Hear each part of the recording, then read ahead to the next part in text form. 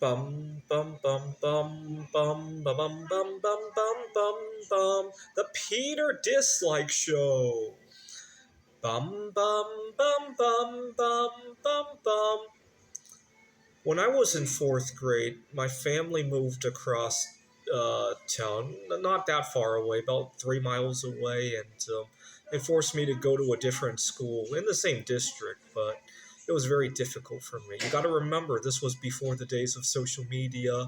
I mean, you could the most you could do was to call your friends on a landline phone. You had to hope they didn't have any after school activities, and you often had to deal with the parents who may or may not have approved the friendship, and it's a barrier, right? And so it was difficult for me. And my mom helped me ease the transition during that holiday season. She had invited a bunch of coworkers from, she was working retail at Pier 1 Imports to our home. And one of the coworkers and I got along really well. And one of her coworkers picked me up and gave me like a ride around the house, saying it was like a theme park ride. And then my dad invited one of his coworkers to our home, and we played video games all night long. I had a Sega Genesis at the time, and I was bragging about how good I was at the video game. I was playing a space shooting game called Truxton, and I would beat the whole game without using a single bomb and brag about it.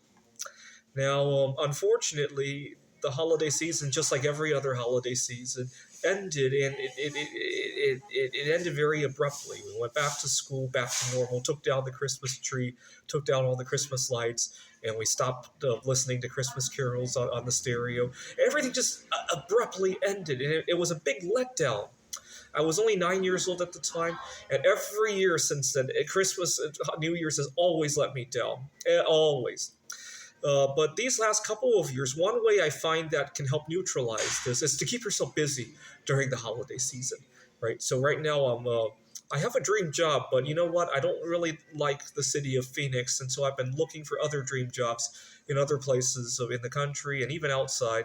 And I'm just I've been interviewing and all that. And that way, when the holiday season comes to an end, it's not a transition anymore. It's just a continuity of instead of applying for work, now I'll be working, right? And so I also kept busy with my art projects. Even here in Taiwan, I continue to color Mondrian squares. I'm not doing bismuth art anymore because it would cost a fortune to try to bring any of that stuff here to Taiwan. But I'm still reading about it, techniques, and watching videos to better educate myself about it and all that. And that way, when the holiday season ends, it will just be a continuation of the holidays are a continuation of the rest of the year, and vice versa, right? I find that makes it a lot easier. I don't put up Christmas trees. I don't really listen to Christmas carols anymore. I sang a few about the parodies of some of the Christmas carols, but I really don't think much of it anymore, and life just goes on, right?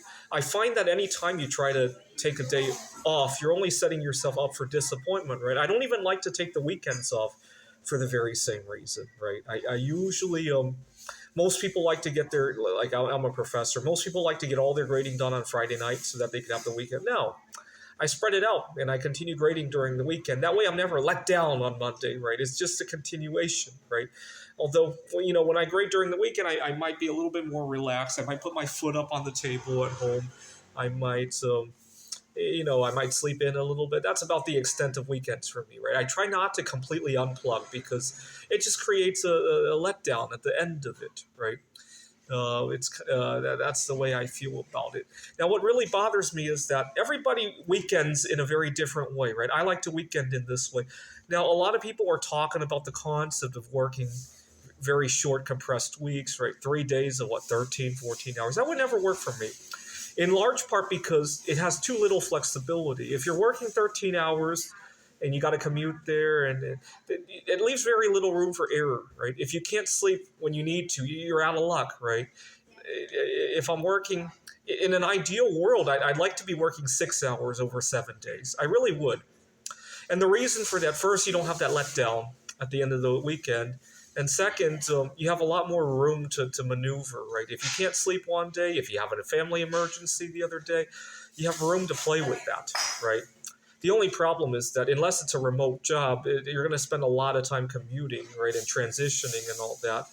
But absent that, I really would prefer if I were working either remotely or walking distance to work, I would rather work 7 days, 6 days, 6 hours a day. I really would. But that's a quirk of mine, right?